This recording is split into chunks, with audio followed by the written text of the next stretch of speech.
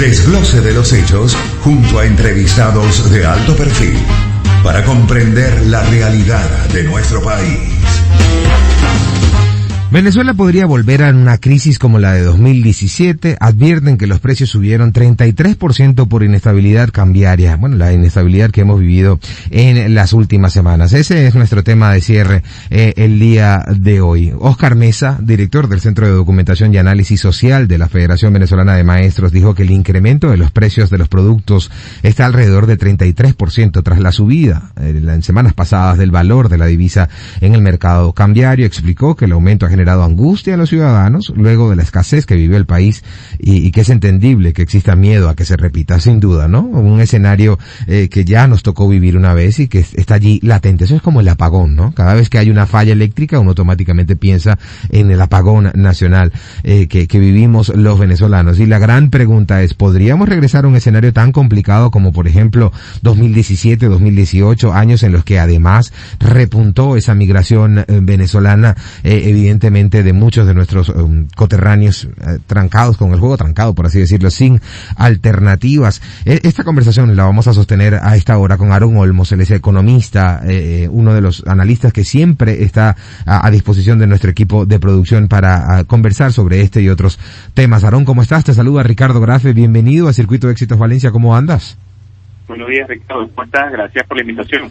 Gracias a ti por tener siempre la gentileza de atendernos. Aarón, a ver, ese sentimiento, ¿no?, que puede haber entre los venezolanos al ver esa inestabilidad cambiaria, el aumento de los precios, es inevitable pensar en 2017, 2018 y el escenario que allí vivimos. ¿Podríamos regresar a una realidad como esta, Aarón?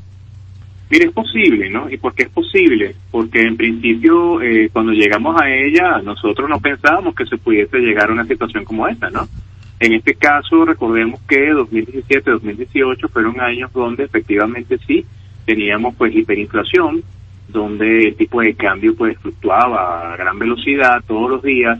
Hay que recordar que los precios de los bienes y servicios en Venezuela tienen un alto componente de tipo de cambio. Y en la actualidad, recordemos que el Banco Central de Venezuela, pues su política de intervenciones cambiarias ha sido, en este sentido, pues ineficiente ya, pues se ha agotado. Ya no es la misma cantidad de divisas disponibles para poder acallar la demanda de divisas en el mercado interno.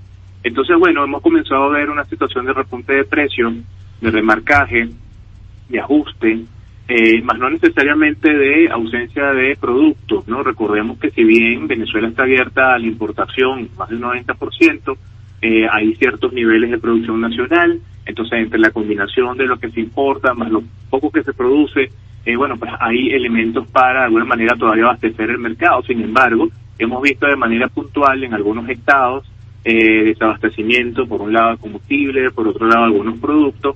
Así que es una situación que siempre es posible que se pueda llegar siempre y cuando no se tomen las medidas económicas correctas, ¿no? Claro, Aarón, pero habrá que pensar, quien pensará, bueno, lo que pasa es que en 2017, 2018 todavía nos movíamos en bolívares, ya no es así, ¿eso es respaldo suficiente para no volver? Pues fíjate que no, y ese es el tema interesante de utilizar una moneda distinta a la tuya, ¿no? En principio, cuando un país de manera formal o informalmente toma divisas de otros, o sea, monedas de otros países o dolariza, de alguna manera la esperanza es que el utilizar una moneda que no dependa de la política económica del país que está en situación de crisis te dé cierto nivel de estabilidad, y eso ya lo vivimos, ¿no? Durante una buena cantidad de meses Venezuela comenzó a tener una estabilidad a nivel de precios, por un lado por las intervenciones cambiarias, pero antes de ello, desde 2019 a la fecha, por el mayor uso de dólares y monedas de otros países a lo largo de nuestro territorio. Pero ¿cuál es el problema? Que si usted a nivel de su política económica no hace lo que tiene que hacer, los ajustes que tiene que hacer, incluso utilizando una moneda de un país distinto que no depende de su política económica, pues también va a tener distorsión de precios. Sin duda. Aarón, ¿y podría continuar esta inestabilidad o podría incluso repuntar aún más? Hay quienes dicen que el dólar para diciembre podría llegar a 12, a 15. Bueno, hay que recordar que en principio, si no se hubiesen hecho las intervenciones cambiarias desde el año pasado, ese dólar ya estuviese sobre los 20 bolívares ahorita, ¿no? O sea, las intervenciones fueron eficientes tanto y en cuanto lograron contener la demanda de la divisa. Sin embargo, es posible que, siempre en economía, todo esto es posible, sí, ¿no? Claro. El hecho de que ante el agotamiento de las divisas y la gestión de la política económica, recordando que en estos últimos meses del año son meses que tradicionalmente son de mayor gasto, Uh-huh. de mayor circulación de dinero, bueno, pues la inflación siempre va a crecer, ¿no? Entonces la pregunta es, ¿qué tanto margen de maniobra tiene el Ejecutivo Nacional a nivel de Banco Central y Ministerio de Finanzas para poder contener el alza de precios, que no sea necesariamente por la vía de los controles? Y lo otro, pues que Banco Central de alguna manera pues ha contribuido a esta situación incrementando los niveles de liquidez. Cuando uno baja las estadísticas del M2, de liquidez de Banco Central desde octubre del año pasado a la fecha, vemos un aumento consistente, ¿no?, en la cantidad de bolívares que hay en el sistema. Aaron, ¿y qué posición deberían asumir? A ver, por un lado, los sectores productivos ante este escenario, ante esa proyección para el cierre de año, y también, bueno, el ciudadano de a pie. Bueno, todos como venezolanos, personas naturales o jurídicas, simplemente debemos tratar de asumir una estrategia en la cual privilegiemos, por un lado, el uso correcto de los bolívares en la cantidad que sea destinada, pues bien sea para gastos, bien sea para costos, bien sea para pago de bienes y servicios.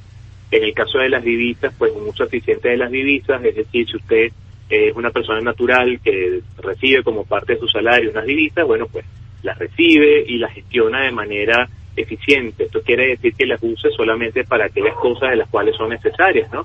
Lo otro, la empresa que tiene flujo de efectivo en divisas también, tratar de ser eficiente desde el punto de vista de su asignación, porque de alguna manera, pues, lo que estamos viendo también es una escasez, principalmente en dinero físico, más no tanto en digital, por el tema de las transferencias. Entonces, de alguna manera, tanto personas naturales como jurídicas tenemos que hacer uso eficiente de la cantidad de dinero que tengamos en monedas naturales, o sea, monedas de bolívares, pues, y en divisas, para tratar en lo posible de maximizar su uso ante un escenario de creciente precio y evidentemente de privilegiar una moneda por sobre otra, ¿no? Claro. Aaron, y el uso de estas cuentas, de estos mecanismos bancarios en divisas en Venezuela, que entiendo, si la memoria no me falla, habían reportado un crecimiento en los últimos meses en Venezuela, ¿sigue siendo, digamos, una opción segura para el venezolano? Porque, bueno, evidentemente para quienes desconocemos asuntos a veces tan técnicos y tan complejos como la economía, hay una diferencia de tasa, ¿no? Y que uno se pregunta, bueno, ¿vale entonces vale o sigue valiendo la pena entonces utilizar estas cuentas en divisas en territorio venezolano con banca venezolana? Bueno, acuérdate que el tema de las cuentas en divisas también están afectados por el IGTF, ¿no? Uh-huh. Independientemente que el Ejecutivo lo implementó como una medida para darle mayor uso al bolívar, eso no necesariamente ha pasado precisamente por el hecho de la desconfianza que hay en la propia moneda y en la política económica reinante, ¿no? Entonces, el sistema financiero nacional, que comenzó a ofrecer una cantidad de productos financieros denominados moneda extranjera, bueno, pues han tenido unos niveles de captación bastante interesantes. De hecho, se hacen retiros y depósitos en taquilla en moneda extranjera. Efectivamente, lo que está pasando acá es que puede ocurrir que personas naturales y jurídicas puedan escoger, privilegiar, quizás tener una porción de ese dinero no aquí, quizás en el extranjero, o quizás con ellos, un poco para apertrecharse en función de la situación de incremento de precios. Entonces, siguen siendo una medida válida y una estrategia interesante para la manutención, o sea, para mantener estas divisas en el sistema venezolano todavía. Aaron, gracias por tener la gentileza de atendernos a cada vez que tenemos la necesidad, ¿no? Y además la obligación, ¿no?, de traducir estos temas tan complejos para nuestra audiencia. Siempre a la orden, Ricardo. Un gran abrazo. Un fuerte abrazo. Amigos, Aaron Olmos, economista, uno de esos especialistas que siempre está a disposición de nosotros, los medios de comunicación, para traducir esta